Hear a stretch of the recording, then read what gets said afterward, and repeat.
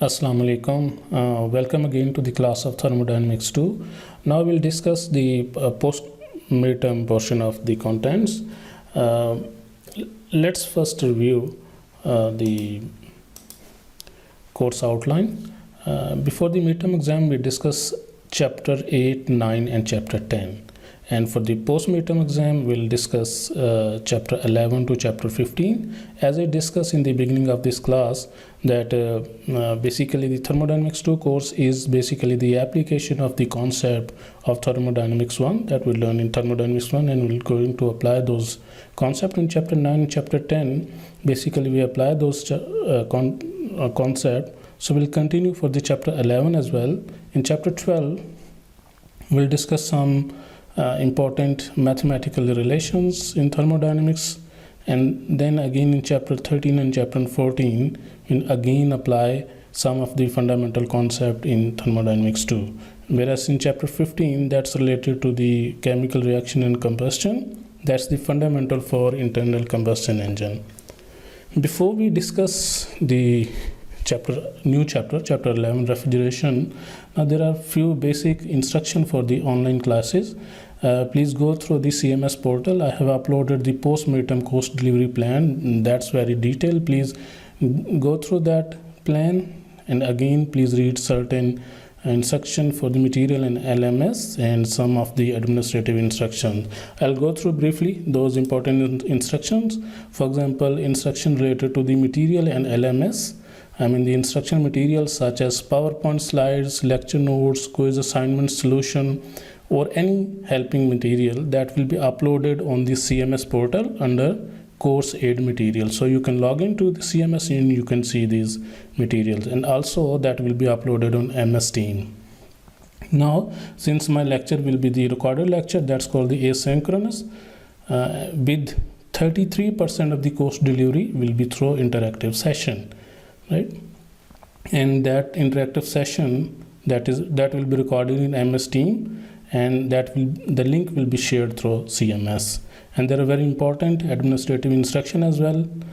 First of all, the attendance of the interactive session is mandatory, and if you have any query related to the course contents and material, you can use MS Team or email me, or you can call me during my contact hour at my office number that's given at the beginning of this file. You can see that, so you can call me at this number, and here is my extension.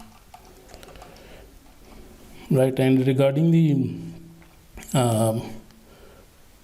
I'll try to respond your queries within 2 working days, and the assignments that must be submitted as per instruction mentioned in the assignment. So every assignment that will be given to you, I'll give you detailed instruction how to solve that and where to upload that. Right, those will be provided to you in due course of time. And please also go through the post midterm course delivery plan, and there is a detailed lecture breakdown, and the time is mentioned for the interactive session.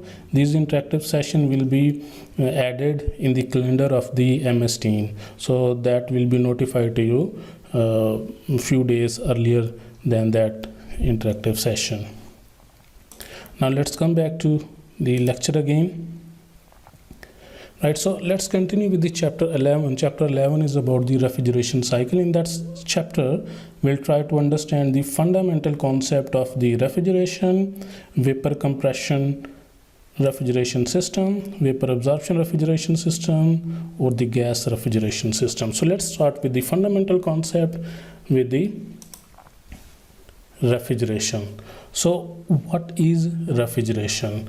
Basically, refrigeration is the process of producing and maintaining low temperature within a confined space lower than the temperature of the surrounding up to the target temperature.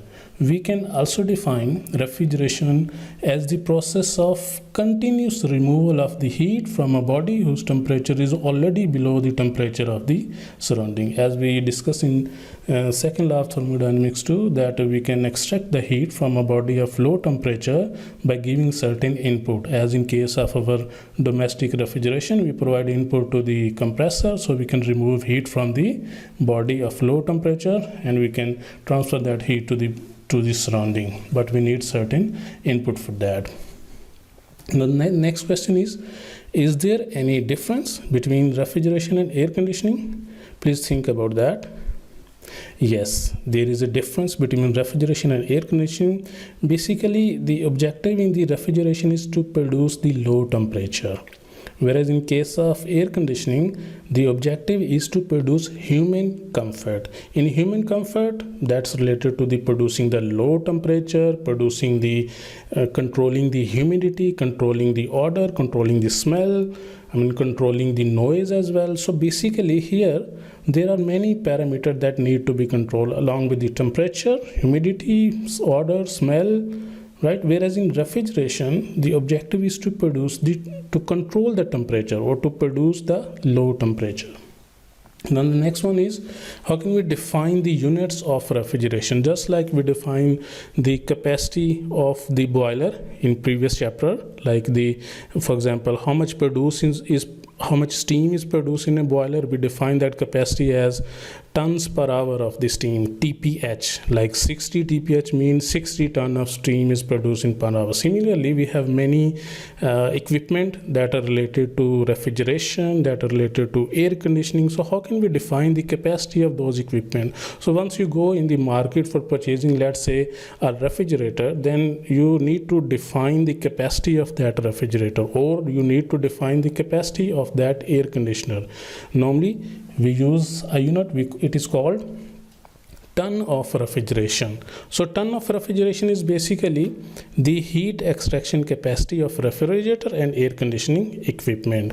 And we can also define that in terms of numerical value, the rate of heat removal required to freeze a metric ton of water at 0 degrees centigrade in 24 hours. Then the capacity of that refrigeration or air conditioning equipment will be equal to 1 ton. To understand that concept, let's say if we have water here, let's say this is water, and that water is, let's say, 1000 kg, right? That's 1000 kg. So if that water is at, let's say, 0 degrees C, that water is at 0 degrees C. So if we convert that water into solid ice, right, at 0 degrees centigrade, right? So if we convert that liquid water into solid ice, so the temperature is constant, only the phase is changing from liquid to solid. If that process takes place in 24 hours, then we'll say the capacity of that equipment is 1 ton of refrigeration. So again, you can see the heat removal. So basically you will remove the heat from that water. So once you remove that heat, and if the heat removal is from the 1000 kg of water at 0 degrees centigrade to 0 degrees centigrade ice, and if that process takes place in 24 hours, then we'll say the capacity of that equipment to be 1 ton of refrigeration. Now basically that heat extraction capacity is normally expressed in terms of either kilojoule per second or in terms of kilowatt. So how to convert that? We can convert that in numerical value. We know that the latent heat of the ice, which is also called heat of fusion, is equal to 335 kilojoule per kg. So that means that's for per kg, right? And what will be for the 1000 kg? We have to multiply with the 1000. So let's say that's in 24 hours. We can convert that first of all in minutes, then in second. So that will be the kilowatt. Now let's say if we divide that with 24 and then with the 60, so that will be equal to per minute. So that's much kilojoule per minute will be equal to 1 ton of refrigeration. If we further divide with the 60, then it will come out to be 3.876 kilojoule per second. That's also called kilowatt, right? Kilojoule per second is also called kilowatt. So basically, in terms of the heat removal capacity 1 ton. Now physical meaning of the 1 ton of refrigeration is equal to the 3.876 kilowatt of the heat that has to be removed from certain material in order to remove the heat. But normally we take that approximately equal to 3.5 kilowatt. I mean the 1 ton of refrigeration, normally the experimental value is equal to 3.5 kilowatt. The reason for that, basically 1 US ton is basically equal to 907.185 kilogram. But normally we take, I mean that 1 ton equal, we assume that 1000, but actually the value is 907.185 kg. So if we use that value here, right, so then we can get 3.5 kilowatt. Now, so that's the units of refrigeration. Now the next important question comes, now what are the method for refrigeration? In other words, what are the method by which we can produce low temperature? So these are the following 6 methods. One of them is called sensible cooling by cold medium, phase change process, endothermic mixing of substance, expansion of liquid, expansion of gases, and thermoelectric refrigeration. Now let's discuss one by one.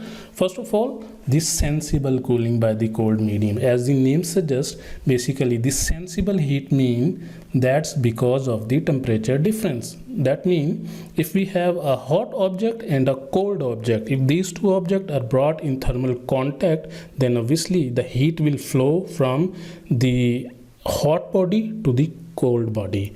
So that's basically the transfer of heat because of the temperature difference. Now this is typical example of our air conditioning. Let's say this is our room, right, and the conditioned air, let's say, enter into the room, and during the summer, let's say the room temperature is, let's say, 30 degrees C, right, the temperature is 30 degrees C, and then the air conditioned air is at low temperature, let's say 18 degrees C. So that conditioned air will enter into the room and then it will leave from the room. So that means now there is a temperature difference. So that cold conditioned air will enter into the room, so it will absorb heat because of the temperature difference. Then the out conditioned air will be slightly hotter than the inlet conditioned air. So by this way we can cool the room. So that's basically the thermal contact. So that's called the sensible cooling by cold medium, right? So that's the example of the building. Now how much is the heat absorbed by that conditioned air? How can we calculate that? The energy absorbed by that substance we can calculate by using this formula. The heat absorbed is equal to mCp delta T. So m is the mass flow rate of the entering conditioned air, Cp is the specific heat of that substance, that could be air or it can be any other material. Normally in air conditioning application we use that Cp to be constant value, because in that temperature range the Cp value is not changing so abruptly, or not, the change in Cp is very small. So we can use that formula. Delta T is the difference of the inlet and outlet temperature. Now the second method for producing the low temperature is a phase change process. Now in the phase change process, the temperature remains constant. Only the phase changes. We have several phase change process, just like the sublimation process, melting process, and evaporation. In sublimation process, a solid directly converted into vapor, whereas in melting, a solid changes into liquid, whereas in evaporation, a liquid is transferred into gas or vapor phase. Now let's discuss one by one. For example, in case of the ice, right, ice is solid now. So let's say this is an ice. So if that ice, let's say, is placed at, let's say, 0 degree centigrade, whereas the surrounding temperature, let's say, assume is very high. Let's say 25 degrees C is the surrounding temperature, right? Now the heat from the surrounding, that will be absorbed by that ice, that block of ice. Then it will start melting, right? It will start melting, but the temperature of the melted ice will remain 0 degrees centigrade until the whole ice is melted. So that means the heat from the surrounding is absorbed by that ice. Now that's a phase change process, so it is converted into liquid, right? So that's basically solid is melted and now it is a liquid now. So that means the heat that was available in the surrounding, that is absorbed by that ice. So this is a constant temperature phase change process, right? And the cooling is produced in the surrounding, because in surrounding the heat available was absorbed by that solid ice, right? So that's the example of the melting process. Now we can also have the example of the sublimation process. Now at atmospheric pressure, dry ice, which is also called solid carbon dioxide, undergoes a sublimation process at temperature of minus 78.50 degrees centigrade. So that sublimation process, which is a phase change process, that give a refrigeration effect of 573 kilojoule per kg. So that means once that solid ice is converted into gaseous phase, that absorb this much of the heat, right? So that's a process of producing cooling. Again, we have the third phase change process, which is called evaporation. This type of process is adopted in our domestic refrigeration. For example, one of the compartment in our refrigeration, we call that evaporator. So let's say this is evaporator where we place our items, let's say food item, let's say milk, vegetables, milk, we place in that compartment, right? And the refrigerant, let's say, entered into that compartment. That refrigerant is normally, let's say, liquid phase, right? So once that refrigerant enters here, that's a tube inside the tubes, so that move out. So what happens, these item has heat, so that heat is absorbed by that refrigerant, that liquid refrigerant. So let's say the liquid refrigerant is, let's say, minus 6 degrees centigrade. Let's assume minus 6 degrees centigrade. So once it leaves, then the temperature remains minus 6 degrees centigrade. However, the phase is changes. The refrigerant, liquid refrigerant, now will become the vapor refrigerant. So now this is a phase change process at constant temperature, minus 6 degrees centigrade. However, the phase is changes from liquid to vapor. So this is an example of the evaporation process. So this type of process is used in our domestic refrigeration for producing cooling. So this was a second way to produce the refrigeration effect, or to produce the low temperature. The first one was sensible cooling by cold medium. The second one is phase change process. Now how can we calculate how much heat is absorbed by that liquid, that refrigerant? That we can calculate by using the formula Q is equal to M times the delta H PA. Now this is the enthalpy of the phase change. Now if the phase change process is, let's say, melting, then this will be the enthalpy of the fusion. If there's evaporation, enthalpy of the evaporation. If that's the sublimation process, then that will be the enthalpy of the sublimation. So these terms are defined. So that's the Q absorbed, that's the enthalpy, change in enthalpy, that's the mass flow rate of the substance.